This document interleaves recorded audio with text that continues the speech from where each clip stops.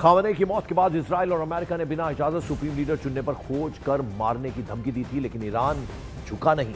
America और Israel की धमकी से डरा नहीं और रातों रात आयतुल्लाह अली खामनेई के बेटे मुज्तबा खामनेई को ईरान का सुप्रीम लीडर बना दिया।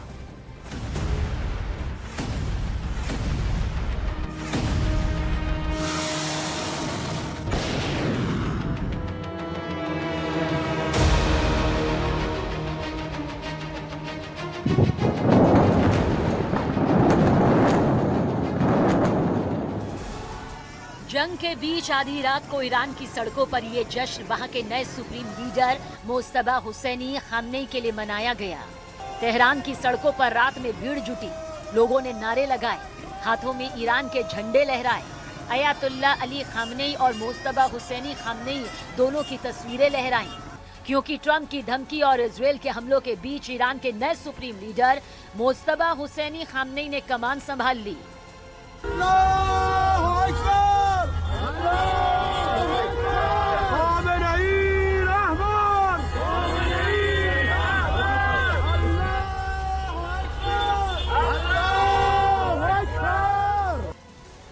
मुज्तबा हुसैनी खामनेई के कमान संभालते ही तेहरान में उनके समर्थकों ने रैलियां भी की, जिसमें उन्होंने मुज्तबा के लिए अपना समर्थन दिखाया।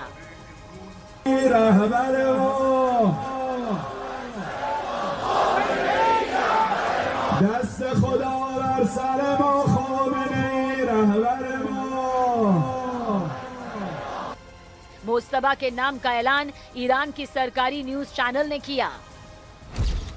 मुज्तबा हुसैनी खामनेई को विशेषज्ञों की सभा के प्रतिनिधियों ने संविधान के अनुच्छेद 108 के तहत सुप्रीम लीडर चुना। उन्हें ईरान के पवित्र इस्लामी गणराज्य के तीसरे नेता के रूप में नियुक्त किया गया। और ये सब तब हुआ जब ईरान जंग की आग में जल रहा है। ट्रंप कह चुके हैं कि ईरान उनके बिना नया सुप्रीम लीडर ना चुने, क्योंकि उनकी मंजूरी के बिना जो भी सुप्रीम लीडर बनेगा वो ज्यादा दिन नहीं टिकेगा। इजराइल ने भी धमकी दी कि मुज्तबा हुसैनी खामनेई का हाल भी अयातुल्लाह अली खामनेई जैसा होगा, लेकिन ईरान नहीं माना, जिद नहीं छोड़ी, रातों रात मुज्तबा को कमान सौंप दी। ईरान के विदेश मंत्री सैयद अब्बास अरागची ने भी सोशल मीडिया पर मुज्तबा को बधाई दी। लिखा कि मुज्तबा हुसैनी खामनेई को ईरान का सुप्रीम लीडर बनने की बधाई। मतलब ईरान ने घुटने नहीं टेके, उल्टा उसने ऐसा कदम उठाया जिससे ट्रंप का गुस्सा और बढ़ सकता है। Mojtaba Hosseini Khamenei Ayatollah Ali Khamenei के दूसरे बेटे हैं। मुज्तबा का जन्म 1969 में ईरान के मशहद शहर में हुआ था। उन्होंने अपना बचपन अपने पिता के उस दौर में बिताया था जब वो ईरान के एक धर्मगुरु बनकर उभर रहे थे और ईरान अंतिम शाह मोहम्मद रजा पहलवी के शासन का विरोध कर रहे थे। इसके बावजूद मुज्तबा ज्यादातर लो प्रोफाइल ही रहे। उन्होंने सरकार में कोई पद नहीं लिया। वो बात अलग है कि सियासत से दूरी के बीच सीमा पर ईरान की सेना के लिए काम करते रहे। मुज्तबा ईरान इराक युद्ध का हिस्सा बने, जिससे ईरान के शक्तिशाली सुरक्षा तंत्र, जिसमें Islamic revolutionary guard core IRGC भी शामिल है, उनके साथ उनके अच्छे रिश्ते बने। मुज्तबा के सुप्रीम लीडर बनने के बाद उन दिनों की तस्वीरें भी वायरल हुई, जिनमें मुज्तबा सैनिकों के बीच सेना की वर्दी में नजर आए। यानी सियासत से दूर रहने वाले ईरान के नए सुप्रीम लीडर ने ऐसे समय में कमान संभाली जब हाहाकार मचा हुआ है। अमेरिका और इजराइल गिद्ध की तरह उन्हें नोचने के लिए बैठे हैं, लेकिन ईरान न झुकने के लिए तैयार है न रुकने के लिए। उल्टा मुज्तबा की सत्ता में एंट्री करवाकर उसने नया दांव चल दिया है।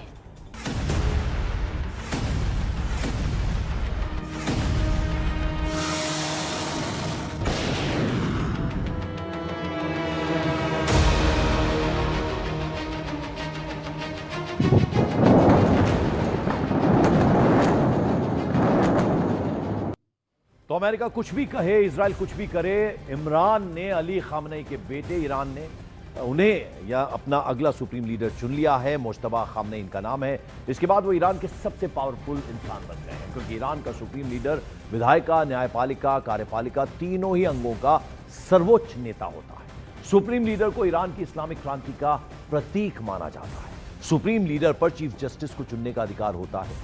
उसके अलावा सैन्य कमांडर नियुक्त करने का अधिकार भी उसी का होता है। ईरान के सुप्रीम लीडर के पास देश के लिए स्ट्रैटेजी यानी रणनीति तय करने के साथ साथ राष्ट्रपति तक को हटाने की ताकत होती है, यानी इस कदर ताकतवर होता है ये जो सर्वोच्च नेता जिसका चयन अब मुश्तबा खामनेई के तौर पर हुआ है। और आइए अब जरा आपको बता दें कि मुश्तबा हुसैनी को ईरान की किस प्रक्रिया के तहत सुप्रीम लीडर बनाया गया। तो ईरान में सुप्रीम लीडर को असेंबली ऑफ एक्सपर्ट्स चुनती है। ये 88 मेंबर्स है, इसमें 88 सदस्यों वाली धार्मिक संस्था है।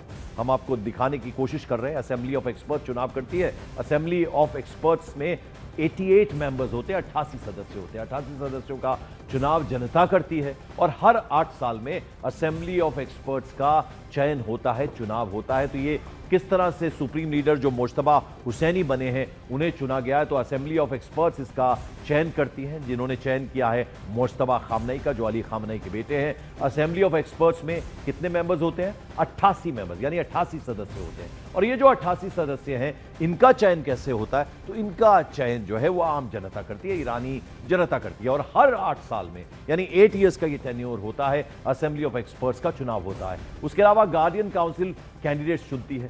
सुप्रीम लीडर का पद खाली होते ही बाकायदा बैठक होती है, क्योंकि अली खामनेई की मौत हुई उसके बाद ये पद खाली हुआ, एकदम से बैठक हुई और बैठक में सदस्यों के बीच वोटिंग कराई जाती है बाकायदा और बहुमत से नए सुप्रीम लीडर का चयन होता है। ये पूरी प्रक्रिया हम आपको समझा रहे हैं कि ईरान में सुप्रीम लीडर का जो चयन है, उसका जो चुनाव है वो किस तरह से होता है। तो गार्डियन काउंसिल उम्मीदवार चुनती है, जो चुना गया मुश्तबा हुसैनी को।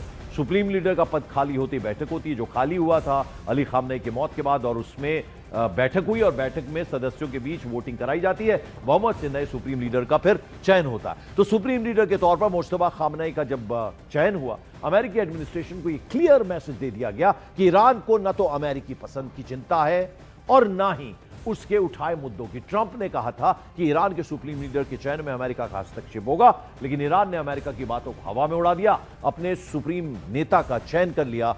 जूनियर खामनेई अब अमेरिका के खिलाफ युद्ध का नेतृत्व करेंगे।